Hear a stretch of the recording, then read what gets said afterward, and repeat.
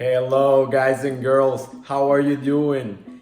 Today is gonna be a quick video. I know I keep saying it's gonna be a quick video and then it's like a 20-minute long video, right? But no, this time it's gonna be a really quick video. I'm just gonna explain real quick the 3 ways that developers use to charge you, okay? So you have an idea in the future when you start a project, you look for this developer so you don't, they don't confuse you or something. You already know how they're gonna do it, how they're gonna charge you, and the process, because I already explained the process, but I never talked about how you're gonna pay or when you pay, and then when you pay, or the second part or whatever, however they do it, right? Different developers have different ways to charge you. So let's roll. Okay, the first one is gonna be, but before I tell you what it is, I wanna tell you that it's gonna be really common for developers to tell you to pay through PayPal, okay? Through PayPal. So you should, before you start looking for a developer, if you don't have a PayPal account, get one. Go to paypal.com and create your account, right? So, and that, you gotta put your bank or your credit card, debit card, and the reason why we and they use this payment method is because PayPal is really secure for both parties, right? So it's hard for anyone to get away with the money, get away with messing with someone, because you just call PayPal. The customer service is amazing. They'll help you, they'll help the customer, they'll help everybody, and everybody's gonna be good at the end. So the first one is in 2 parts. First, they'll pay in two halves, right? So whatever the total amount of the website, the charge is gonna be half at the beginning before you even start doing anything as a developer, or before the developer start doing anything for you, right? He is gonna talk to you, the contract and planning, like you watched in the previous video. They create a contract for you with all the stuff you're requesting. Then before they start, you sign the contract and you make the first half of the first payment of the first half, right? Then before launching the website, you make sure everything is good, blah blah blah. You go to it, right? And you check, everything looks good on the staging side. Now you're ready. Now before launching, you have to pay the second half to the developer. The second half being, whatever, you split it in 2, boom, and you pay that, and that's the last payment. That's the first way to pay a developer. This is the most common one, the one I use the most, the one a lot of developers use the most. This is to cover pretty much both parties, but cover us developers more than anything, I would say, because first, we don't start anything without any money in at the beginning, right? So we know we don't start working, and then you guys don't want to pay us for any reason, whatever. You don't like us anymore, or you had an issue with your money. Something happened, right? Stuff happens. So, but we don't do anything without any money at the beginning. That's the first one, okay? Okay, the second method would be with a startup fee. So with the startup fee, this is how it works. Usually, you talk to the developer, and like you would usually do, and you guys just establish the contract and all this stuff, and they work. Not all of this is not very common.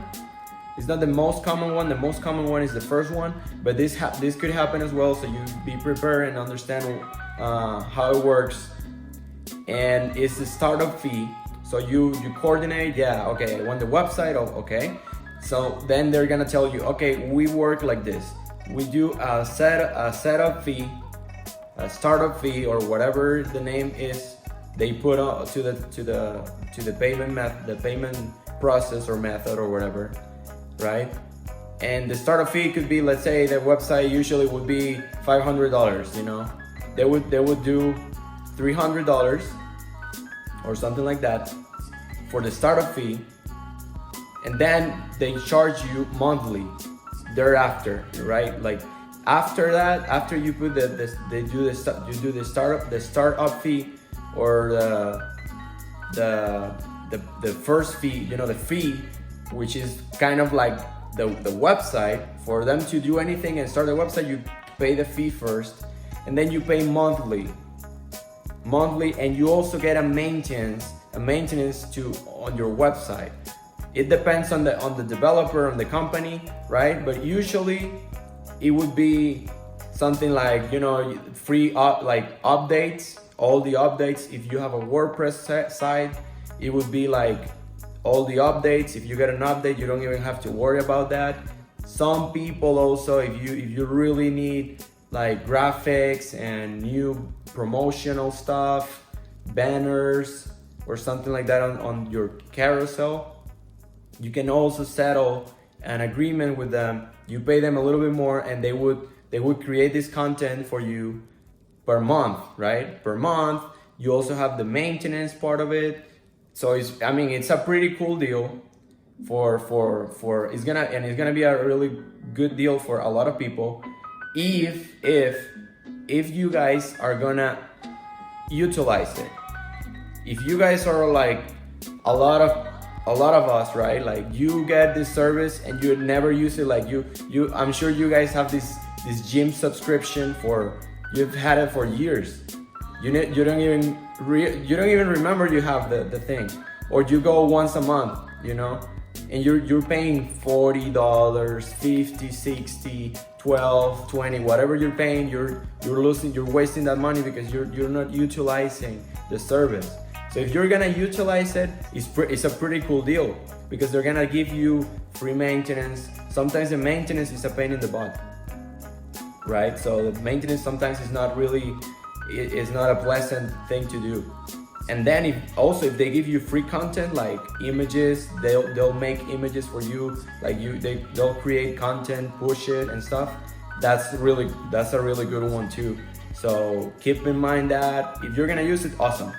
If you're not gonna use it, probably ask them, hey, you guys do just the first half and second half, because I think that's gonna be better for me, because I just wanna pay like one-time thing and be done, right? But if you're gonna utilize it, I recommend you going for the second one, because the second one is gonna give you the most value. It's gonna be a recurrent payment, but you're gonna get a lot of value if you really use it, right? So let's go for the third one. Okay, I promised it was gonna be a quick video, and this is pretty much it. Listen, the last one is a very unusual one. Like, I've heard almost nobody does it, but you might hear it depending on the developer, right? Maybe they have something, they prefer doing it this way. But anyways, the way is doing it with three parts. So first, before you start, then at the middle of the project, and then before launching, or even after launch, depending, right? But usually we don't do it after launch, because people would take their time. They would be like, oh yeah, they already put up my website, so I don't care if you guys forget. So usually we wait until you pay us first, the second half or the third half in this scenario, and then we launch the website. That's why, and I'm telling you why. It's because it's happened a lot. You guys forget, or you're busy all the time, and you don't have this incentive of doing it because you already have the website online, right? And then we're like, oh God, this guy didn't pay me or something, and then we have to go to you and ask you consistently, and maybe you're busy and maybe you forget again. And So it's, that's one of the reasons why. So this one is very unusual, but you would pay first before they start. Then at the middle could be if there's design involved, like a mock-up. It could be after the final revision of the design, like you guys coordinate and you both agree on the design, like mostly you the customer, the client agrees and you like the design. Then you move forward, but you pay him before moving forward, and the code, and before launching you pay the last part, and then you're done. So that's the 3-part payment, right? So we have, just going a little bit, like going back a little bit on everything. It's the first one is two halves or 2 parts before the project starts, when you sign the contract, then before launching. Almost never after launching. We don't do that stuff because I just explained to you. Then the second one, it would be a startup fee or a fee to start, or however they call it, right? And then a recurrent payment, and they'll do something for you, a little service, extra service, which you depending on if you think it's worth it, I think it's worth it. If you are gonna really utilize it, if for example there's a lot of maintenance involved in your website for whatever reason, or let's say you have a lot of plugins, right, or something, and plugins need to be refreshed, they need to be updated, upgraded, and all this and so on, right, and go on and so on.